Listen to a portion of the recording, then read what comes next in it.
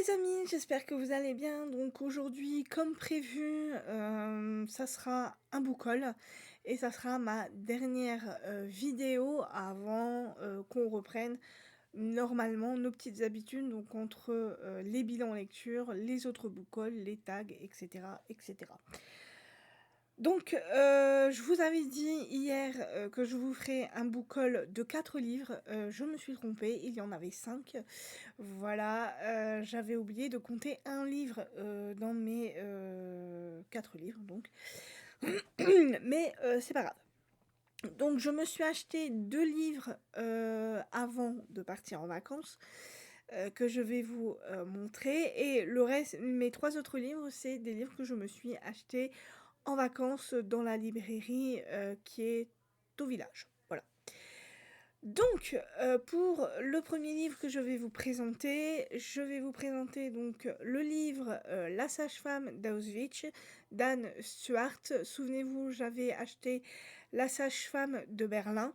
Voilà, je pensais que La sage-femme d'Auschwitz était, le premier tome, donc comme je l'ai vu, à mon espace culture de chez Leclerc, je me suis dit: «Je vais me l'acheter» parce que je pense que c'est avec, la même protagoniste. Il se trouve que non. Là, on est avec Anna qui est persuadée, qu'elle ne survivra pas à l'enfer des camps d'Auschwitz, sauf qu'elle a un atout, dans sa manche, c'est qu'elle est sage-femme et bien évidemment son travail, ça va être de donner, naissance aux enfants des autres prisonnières.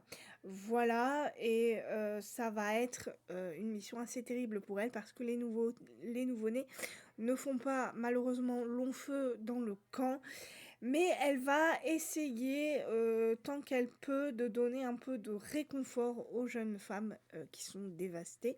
Voilà et puis un jour, elle va avoir une idée, elle va, tatouer tout simplement, les bébés, qu'elle fait naître pour, par la suite peut-être permettre aux mères de retrouver, leurs enfants. Voilà, donc on va suivre, cette histoire, l'histoire de cette jeune, sage-femme qui va essayer de tout faire, pour, sauver, les bébés, de cet enfer et pour qu'ils puissent après retrouver leur mère par la suite si, leurs mères, survivent bien évidemment à l'horreur des camps de concentration. Voilà, donc c'est une histoire vraie et donc je vous en dirai plus quand je l'aurai lu. Donc La sage-femme d'Auschwitz d'Anna Stuart aux éditions J'ai lu. Ensuite, je me suis acheté avant de partir en vacances, pareil à mon espace culture de chez Leclerc, le livre de, alors attendez, Nagi Shimeno, le chat qui reliait les âmes au café Pont, aux éditions HarperCollins. Donc c'est un roman aventure contemporain. Nous sommes aux côtés de Michiru Futa, qui est un chat tigré qui vient de franchir les portes de l'au-delà, donc il vient malheureusement de mourir.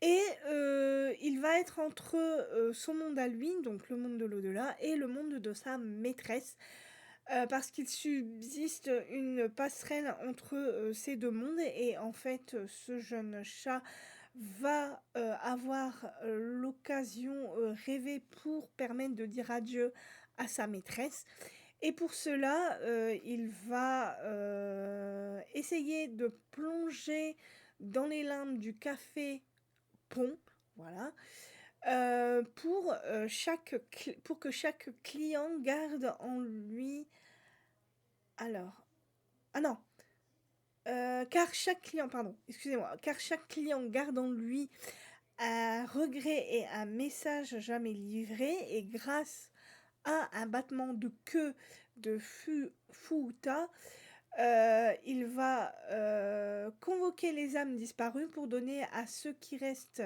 l'occasion de dire enfin, ben, au revoir, je pense.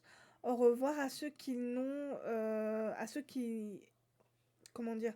Aux, à ceux qui restent. Voilà, donc les disparus vont dire au revoir à ceux, qui restent. voilà, et ils vont pouvoir, livrer, leur message. Donc ça va être un peu un chat, voilà, qui va aider toutes ces personnes. Il va accomplir 5 missions et il pourra, revoir sa maîtresse, voilà.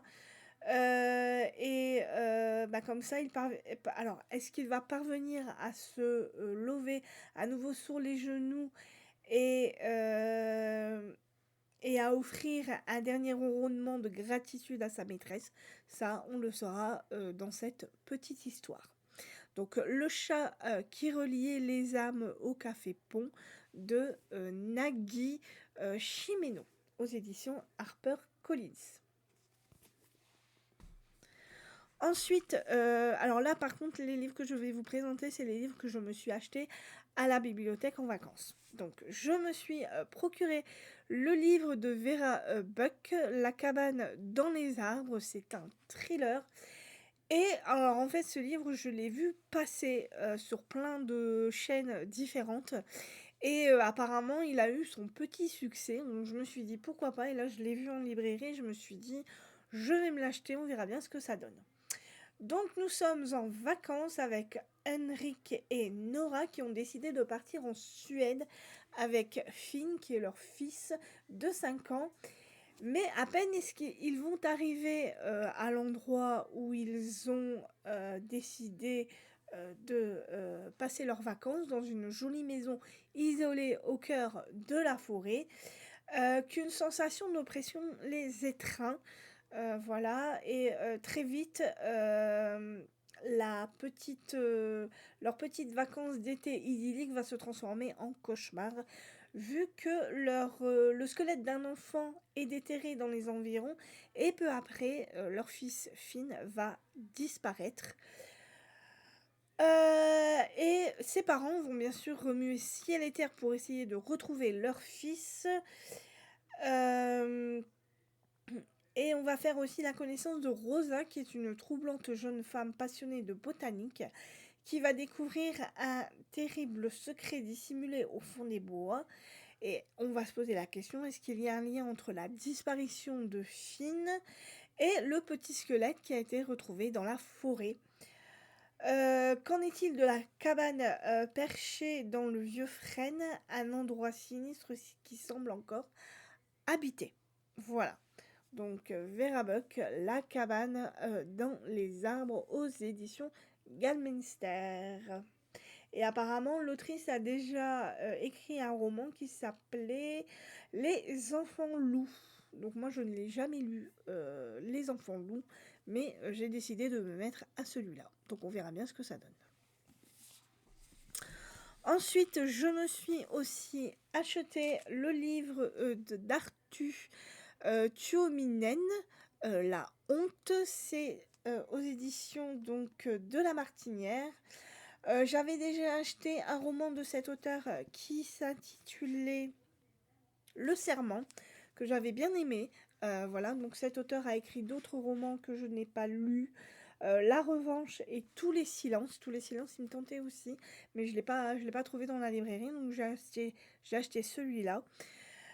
Donc nous sommes, donc en Suède, dans les rues de la petite ville finlandaise de ah non, finlandaise pardon, pas Suède. Non, finlandaise, pourquoi Suède? Je sais pas. Finlandaise de Pori, où il y a Laura, 13 ans, qui va disparaître sans laisser de traces. On va retrouver donc Linda Tuavonen, qui est inspectrice à la brigade criminelle et mère célibataire, et qui va enquêter donc sur la fameuse disparition de cette Laura qui a 13 ans, et qui va raviver chez elle certains souvenirs douloureux. Voilà. Et très vite, elle va découvrir que l'adolescente échangeait avec des hommes beaucoup plus âgés qu'elle, sur des réseaux en ligne, aussi opaques qu'inquiétants. Voilà. Linda, va s'apercevoir que d'autres filles ont disparu, voilà, et dans des circonstances similaires, et toutes les toutes les pistes vont converger vers une figure sinistre, Peter Pan. Un prédateur qui refuse de grandir. À mesure que l'enquête progresse, une angoisse obsédante s'empare de Linda. Et si sa fille était la prochaine sur la liste? Voilà. Donc, Arthur Tuominen, La honte, aux éditions donc de La Martinière. Et là, ici, vous avez donc le visage de l'auteur. Voilà. Et ensuite, pour terminer ce petit boucol, donc je me suis acheté le tome 2 des chroniques de l'érable et du cerisier. Donc le sabre des Sanada, voilà, de Camille Monceau, aux éditions Gallimard Jeunesse. Donc nous retrouvons le personnage récurrent de Ichiro, voilà, qui a fui Edo et passe l'hiver dans un temple reculé en compagnie de son ami Shin. Mais son passé va le rattraper et il va être bouleversé par la disparition d'Inaim, le jeune samouraï qui n'a plus d'Imaine. Le jeune samouraï n'a plus qu'une seule raison de vivre, venger son maître et exaucer sa dernière volonté en restituant le mystérieux sabre à l'un des puissants seigneurs d'Osaka. Ichiro intègre le clan Sanada et se prépare à des combats sanglants. Son destin se jouera-t-il au sein de la forteresse dressée face à la tyrannie du shogun? Voilà, donc là c'est le tome 2, j'avais lu le tome 1 il y a... je crois que c'était en 2023 que j'avais lu le tome 1, j'avais beaucoup aimé. Et là j'ai vu qu'il y avait dans cette librairie, alors il y avait le tome 2, 3 et 4, mais je ne les ai pas pris, j'ai pris que le 2. Et puis si ça me plaît toujours autant, dans ces cas-là, je m'achèterai le 3 et le 4. Voilà, donc les chroniques de l'érable et du cerisier, le sable des Sanada, aux éditions Gallimard Jeunesse, et c'est de Camille Monceau. Voilà, et en plus il y a un magnifique jaspage. Voilà donc pour ce petit boucol, donc j'espère qu'il vous aura plu, que mes livres que je me suis achetés vous tentent. Alors, pour ce qui en est de mes lectures, j'ai fini ce matin Une soupe à la grenade de Marcha Méran, aux éditions donc Piquet Poche. C'est un livre que j'ai beaucoup aimé, je vous en parlerai quand j'aurai fini mes autres lectures. Je suis en train de lire, là, en ce moment, Divine Rivalité, aux éditions de Saxus, de Rebecca Ross. Voilà, donc vous le voyez, j'ai à peine commencé, je suis coprologue. Voilà. Ensuite, j'ai l'intention de lire le Pumpkin... Alors, je vais avoir du mal à le dire. Le Pumpkin Spice Café de Laurie Gilmore, aux éditions HarperCollins. Voilà. Et ensuite, j'ai l'intention de lire le tome 1 du Moulin du Loup de Marie-Bernadette Dupuis, aux éditions Calman Lévy. Voilà. Donc on a un historique, un cosy, une romance cosy, une fantasy fantastique, je crois, je ne sais plus ce que c'est. Et là ici, donc celui-là que j'ai lu, c'était un contemporain. Voilà. Donc j'espère que tout ça vous aura plu. Nous allons nous retrouver cette fois-ci dans quelques temps pour que je vous parle de mes lectures que je suis en train de faire. Voilà, donc là on va reprendre notre petit rythme de faire une vidéo dès que j'aurai fini tous mes livres. Voilà, donc j'espère que cette petite vidéo, que ce petit boucol vous aura plu.